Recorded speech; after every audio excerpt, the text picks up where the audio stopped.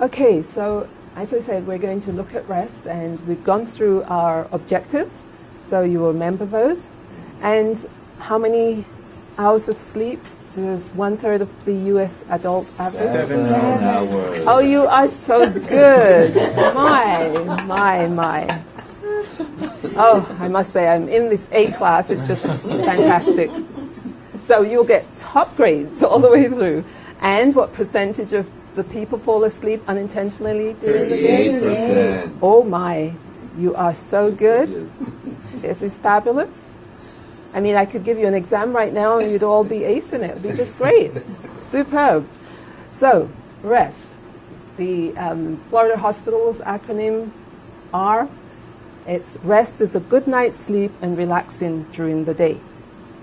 And how many people heard this growing up all their lives? Early to bed, early to rise makes a man healthy, wealthy, and wise. And I'm sure you haven't figured it out as yet, but you will by the end of this lecture. And Ellen White says, sleep rest is the prescription for the healing of the physical, mental, and spiritual ills. And you really cannot appreciate this enough, as we'll see as we go on. Now, sleep is the time when your body and brain shuts down for rest and relaxation. False. Oh, I tell you, you're all so good. Yeah, it's false. So, what is sleep? Although it is a time when the body rests and restores its energy levels, sleep is an active stage. And it affects our physical and our mental well-being. And according to the Merriam-Webster Dictionary, sleep is a natural periodic suspension of consciousness during which the powers of the bodies are restored. And sufficient sleep is recognized as an essential component of health promotion and chronic disease prevention.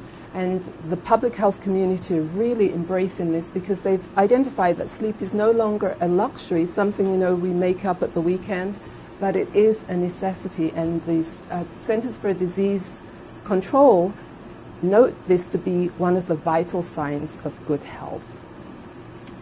And sleep, according to Wilson, is a pillar of a healthy lifestyle. The magnitude of its effect on health is likely similar to the effects of disease and exercise. So again, two very important components of health. And then add to that the third, which is sleep. There's not just those three, it's a whole package, but those three are quite powerful.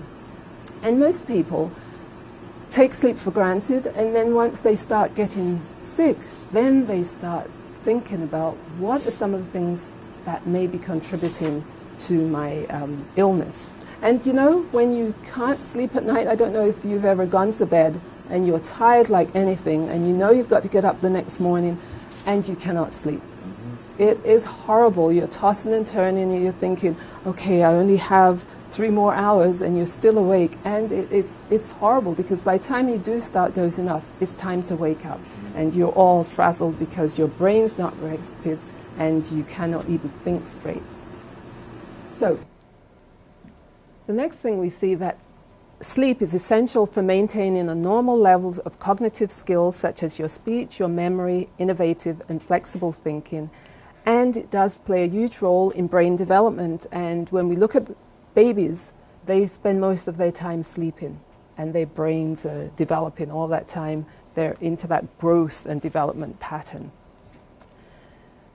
People need less sleep as they grow older. Is that true?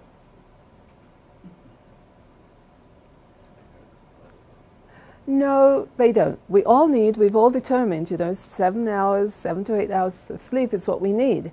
But what is happening is that as we get older, we may be getting less sleep for a number of reasons.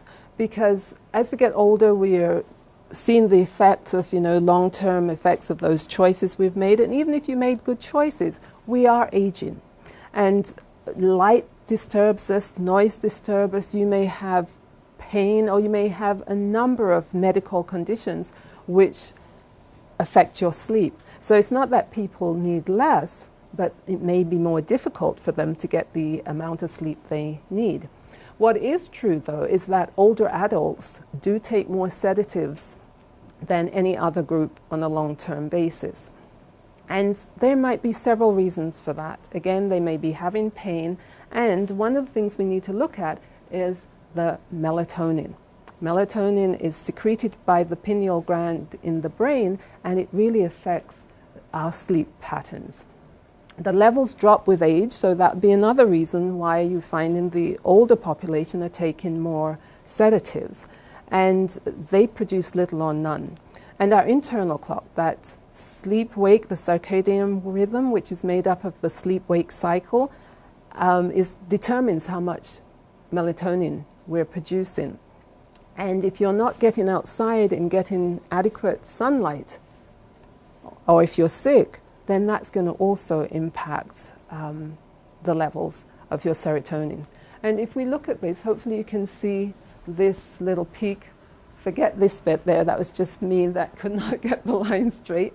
But if we look at this, the levels of melatonin peak between 2 and 3 a.m. It's 5 times higher at that time, and it's produced daily. So you cannot say, okay, I got enough melatonin yesterday, I'm not going to bother today to go outside. You need to be out there doing all you can, being exposed to the sunlight so that you can get the levels to rise. Especially, as I say, as we get older, we need to make sure we do everything to increase that production. Now, this is just a list of things that they say melatonin is good for. So I'm not even really going to go into this because we're looking at sleep and rest. But one of the things that people are trying to do now is sell melatonin, and they do have products you can buy that contain melatonin. The only thing is we don't know the effects, the long-term effects that it may have.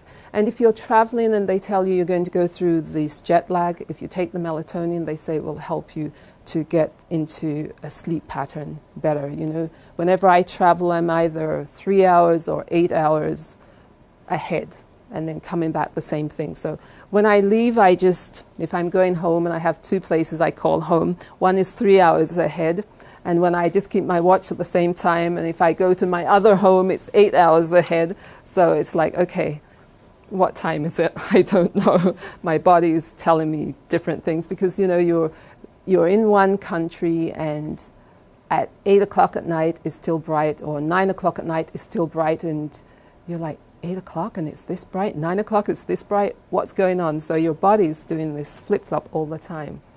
So exposure to bright light early in the day, especially as we age or are sick, is essential for helping us to raise our melatonin level. And during the night, you want to avoid bright light. You want to make it as dark as possible so that you can get into that sleep. Something we look at again is the number of Americans that don't get the recommended amount of sleep. It's a huge amount, 47 million people. And some of the things that affect that lack of sleep, well, we're connected all around. You're on the phone. Do you remember there was a time when if somebody wanted you and they called you and they didn't get you, they would be happy to leave you a message? Now, they're insistent on getting you. You've got your cell phones, you're texting, you've got your beepers. Nobody wants to wait. I mean, they'll send you an email, and if you don't answer quick enough, the phone's going to go or your page is going to go off. We are so, right now, I want it right now. And then when you think of kids not getting enough sleep, once it would be a punishment to say, go to your room. Now when you say to kids, go to your room, what are they doing? They're not sleeping. They've got their own cell phones, or they're playing their video games, or they're texting or doing something. So all of these things, and of course we have the TV, and we have a number of things going on that just keeps us awake all the time. Pages, yes. Technology is good, but sometimes it can be to our detriment. Students. 71% of college students report sleep complaints. What do you think is going on with the students? Well, they're burning the midnight oil, trying to work on those papers. And they're staying up late, sleeping during the day, and this interferes with their circadian rhythm because they're not getting adequate sunlight, and that's upsetting the body's natural rhythm. the other thing that you find, and this goes back to Ellen White. I love her because she's written some really fabulous books that apply to our health. She says an hour of sleep before midnight is worth 2 hours of sleep after midnight. And I wish I'd known that when I was growing up and in school, because I really would have made some changes. And I don't know how many of you know of Dr. Neil Nedley.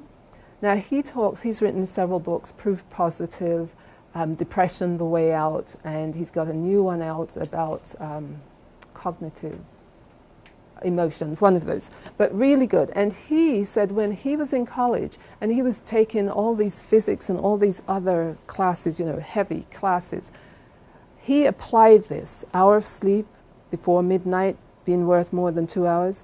And so he started going to bed at about 9, waking up early in the morning, and he aced all his classes. Because as we'll see, our brains, if we're not getting that adequate sleep, and we'll see it from this chart I have on here, it does affect our ability to learn. Why is that more hours before midnight are more concentrated?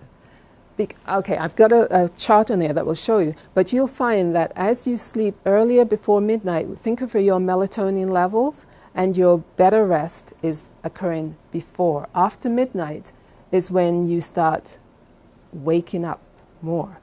So because you're not getting enough sleep, good sleep, deep sleep, you're not able to process things as well. And I'll show you a chart because I have it on here, and there's something you can all do for yourself because the website is there, and you need to go and plot your own and see when your best hours are.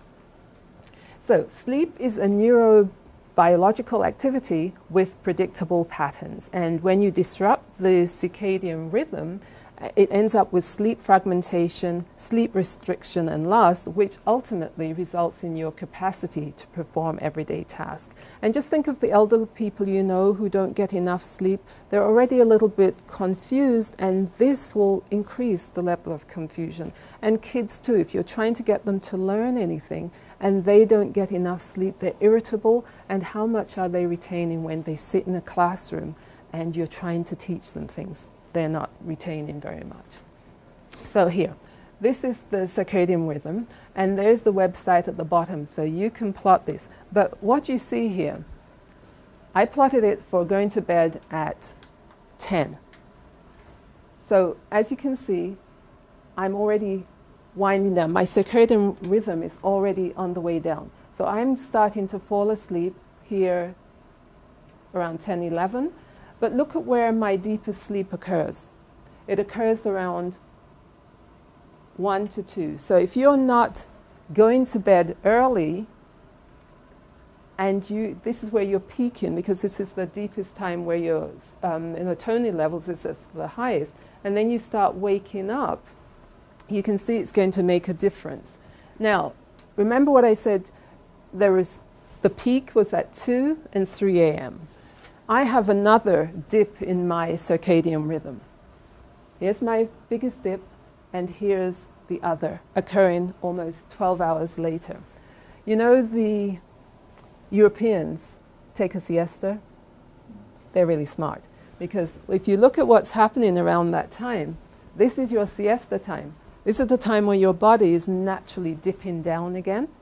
So your body's saying, okay, I need a little bit of a break right now. So it's not that we eat, because normally when you have lunch and after lunch you start feeling that little crash.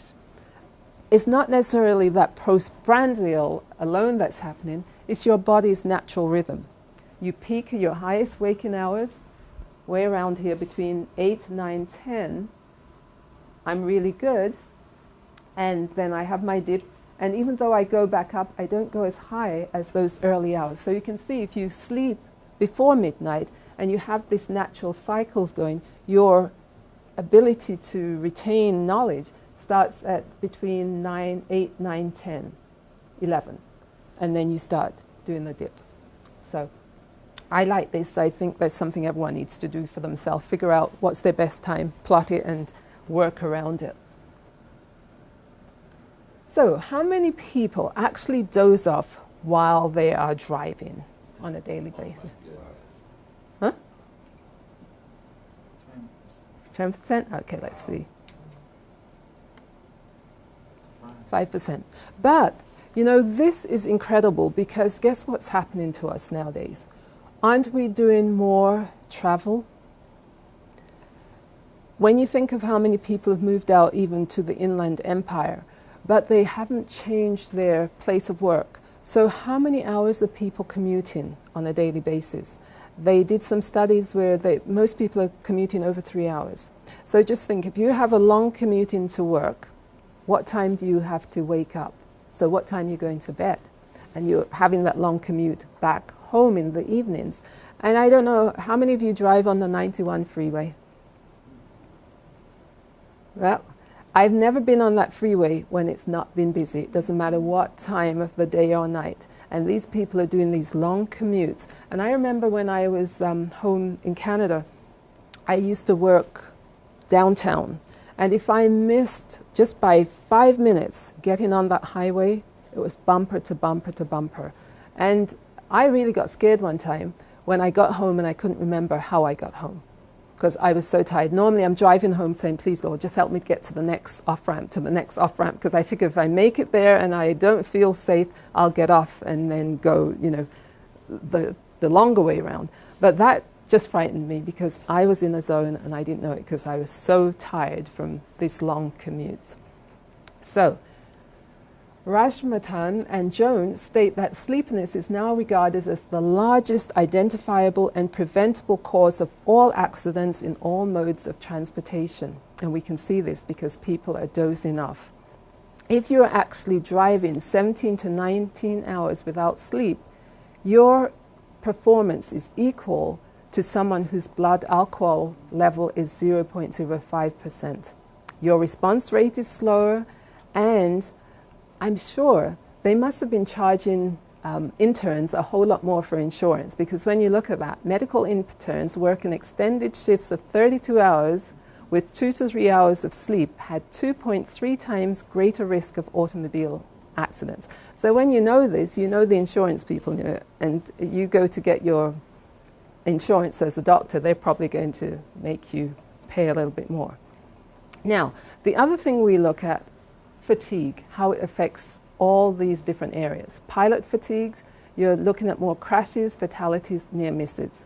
I was just reading about a month ago about some incidents that had occurred at one of the airports where the controller had actually been asleep. So all these planes, they were having these near misses, and when they checked into it, the controller had been asleep. So can you imagine how many flights are coming in and out, and you're just praying that these people are able to direct you, but thank the Lord they did not have any accidents, but that person lost this job, obviously.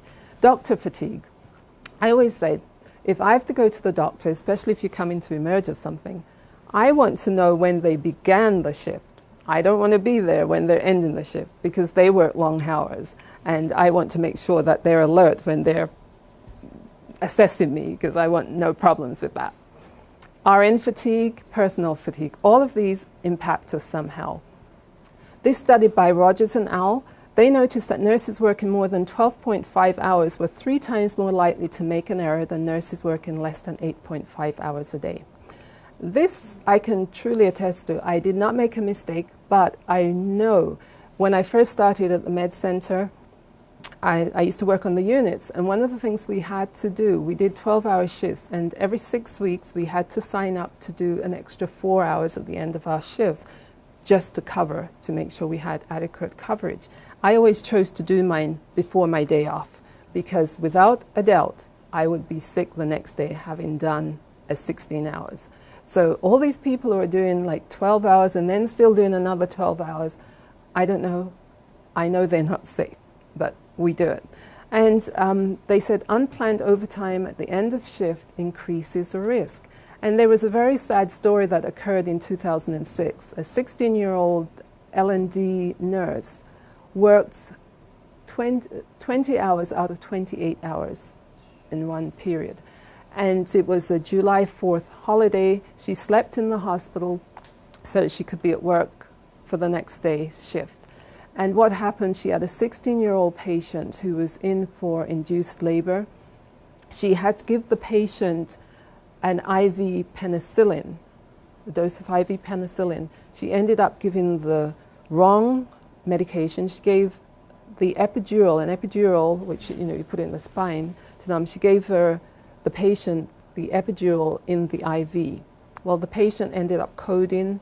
They had to do a crash C-section. They were unable to resuscitate the patient, and the nurse then ends up losing her license and not just being charged with a malpractice suit. She was charged as a felony for causing physical harm to criminal neglect, causing the patient harm. So it is not worth it doing those extended hours, no matter what. I know sometimes you get really short and we say, please, can you stay, but we have to think about the human factor in all of that.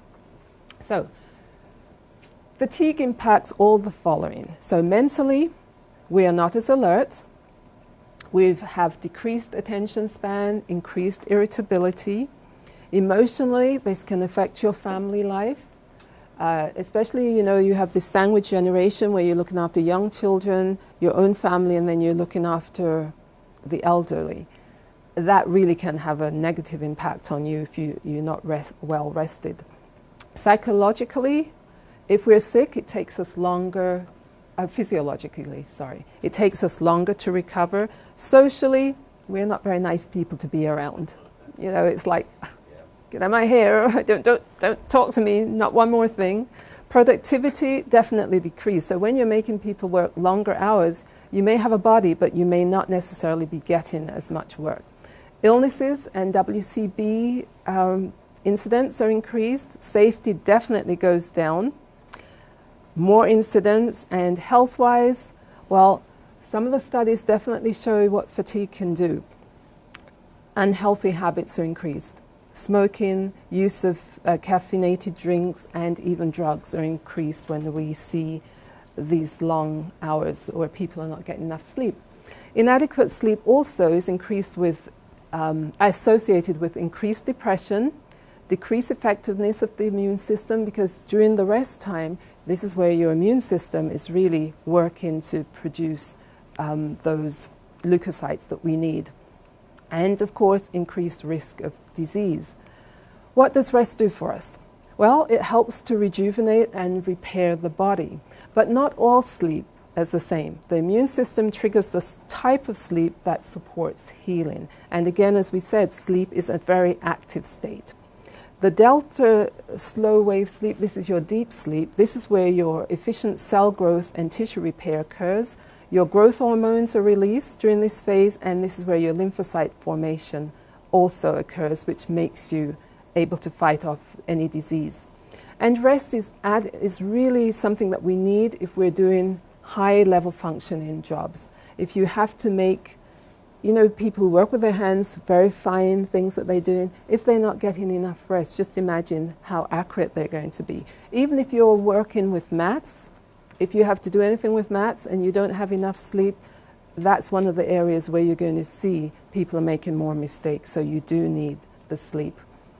And they say that a person with a 20% sleep deprivation has the mental acuity of an individual who falls in the legally drunk category. So just imagine. And you can imagine driving out there with 20% sleep deprivation, or trying to do anything for that matter. It's going to take a toll on you. So, what do these events have in common, do you think? Exxon Valdez, Chernobyl, 3 Mile Island, and the Challenger space shuttle explosion? People involved were sleeping. Fatigue. That's what they found out. That's the common denominator with all of those. Lack of sleep. Because a sleep-deprived individual often have difficulty in responding to rapidly changing situations. And you can see it for yourself. If you're really sleepy and you try to react as quickly as you can, you're not going to be as fast as you are when you are well rested. And of course, the outcomes can be fatal, as we've seen with those major disasters. Adolescents, well, they require more sleep than they're actually getting. They require more than 8 hours of sleep on a daily basis. And if they have less than 6.5 hours of sleep, then you see that there are decrements in their mental and physical functioning. And especially if they're into sports, they need a lot more sleep, because they found from the research that it actually boosts their athletic performance. This was an interesting study that they did at Case Western Reserve. And it was a large study. But what they found is that those women who got between 5 to 6 hours of sleep only were likely to increase their weight by 33%, a third of those women. And 15% of those were more likely to become obese than the women who actually got 7 hours of sleep at night. Sleep is also related to chronic depression. Chronic insomnia, people who are chronically unable to sleep have 30 to 40% more risk of depression. Now, with depression too, there's a problem there, because I don't know which came first, the depression or the sleep, lack of sleep, because they're both quite intertwined there. Other things they've noticed, people who have problems sleeping, more incidence of cardiovascular disease, obesity, eating disorders, and even stroke. Look at this, results of this study from Japan. Those people who got just one day a week, less than 5 hours of sleep, 33% odds of getting heart attacks. And those who just 2 days, 2 nights or more lack of sleep, look how much it went up. I mean, just that's huge. When you think of heart disease, that we could do something as simply as getting enough sleep to reduce that, that is phenomenal. And I like this one. Coronary heart disease. Again, people who had between 4 and 5 hours of sleep at night, 82% risk. And those who got 6 hours of sleep, 30% risk. When you got to 7 hours, you're down to 6%. And most people will think, okay, I am not sleeping much in the week, I'll just make it up on the weekends. But look what happens. More than 9 hours of sleep at night, and your risk of heart disease goes up. So the ideal is between those 7 and 8 hours. Sleeping more is not going to benefit you. So that's something that people don't realize, because they think, oh, I'll just sleep in. No, it doesn't help you. Vacation deprivation. This is something, when I saw this slide, I said, look, if anyone has vacation time that they find such a hardship to take, please just give it to me. I will bear the hardship. I will go wherever you want me to go. Just give it to me. I'm quite happy to be miserable for you. But here we found that 2005 they did this study, and Americans continue to give back almost $19.5 billion in unused vacation time. I can't understand it. I said, what is wrong? But you can see it in a sense, because today, what are people worried about in the job force, in the workforce? Losing their jobs. And one of my colleagues I worked with in Canada, she was due to go on vacation, and they were doing all this shuffling around, and she just didn't want to go. She had the vacation booked, but she just didn't want to go in case she came back and she didn't have a job. So for all of those reasons, people are thinking, no, I better stay close to home. But we need the vacation. Look what happens when you're working for longer than 40 hours a week. Here is somebody working 40 hours a week. Look at the incidence of injuries and illness. When you get up to 65 plus hours, just look how it rises. Or if you're working more than 8 hours a day, you can see that it's phenomenal just how much that rest impacts our illness and the outcomes. So connectivity, cell phones, personal, digital assistants, beepers, all of these things affect our ability to take time out, rest, and get some rejuvenation. So what can we do to restore our health? It doesn't take that much. With a little planning, we can take our 10 minutes power naps. Now, not many people would allow you to do that at work, but really when we look at the studies, we should be encouraging people, take your break, go off. If you want to take your 10-minute power nap, do it. Don't worry about it. I'm not somebody who can take a 10-minute power nap because I stress too much that I'm going to oversleep or something. And so if I have tried it, I tried it when I was working nights one time, and I was so stressed thinking I was going to oversleep that when I did doze off, I woke up and I felt worse than if I had not gone. Because my friends all used to go and sleep for an hour, and they'd come back and, oh, I feel great. And I tried it, and not for me. I'm too worried about being late. 20-minute mini vacation. And basically this is so easy for anyone to do. Just think about your best vacation. Think about the highlights of that vacation, and you can just be in your little zone. That's rejuvenating. And of course, as we say, 7 to 8 hours of sleep is essential for maintaining our health. And if you can get a relaxing massage. This is one of the things that I used to enjoy, because one of our departments here have the masseuse for the patients and the staff. But because we're off campus, we no longer have the ability to have them come down and give us our massage. But it was good while it happened, while it lasted. The other thing we can do, go sightseeing. Yeah, sometimes the monies are tight, but I think we can all take these inexpensive sightseeing excursions, and they do just as much for you as going away on a vacation. Now, these people in the Empire State Building heard about the benefits of taking your 20-minute power naps, and so they came up with this creative invention, these sleep pods where you pay $14 and you get to sit in one of these chairs. They lull you to sleep with nice soothing music, and then after 20 minutes they wake you up with the chair starts massaging you or something. So they took advantage of the importance of sleep. So what other things can we do for our power break? Well, just breathing deeply. And you know, especially when it rains, it's a great time to breathe deeply, because the air is clear and you can just fill your lungs with great fresh air. Just relaxing your mind, just thinking pleasant thoughts, and pray. That's one of the things we can all do that just changes our focus, especially when we're stressed, and all those things are important.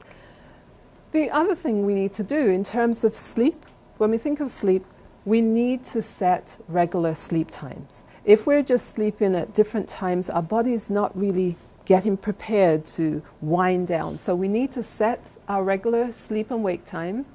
Sleep, as we said, in a completely darkened room, because that's going to affect your melatonin production. And reserve the bedroom for sleep. Today, as we said, everything impacts our sleep. So now we have our computers in our bedroom, and of course some people have gone to having the TV in the bedroom, and some of the things that people are watching, some of those horrors, just imagine you've watched all this horror and then you're trying to relax so you can go to sleep. Even listening to the news is horrific most of the time. So leave all those things, turn off the TV at least an hour before you try going to sleep so you can clear your mind of some of all that negativity. Of course, if you drink caffeinated drinks, try not to drink them before you go to sleep. Avoid sugar and especially alcohol. Remember at one time they were telling people, oh, you can't sleep, have a hot toddy, which was rum and milk or something. Totally the wrong thing to do. And the other thing is claim your space.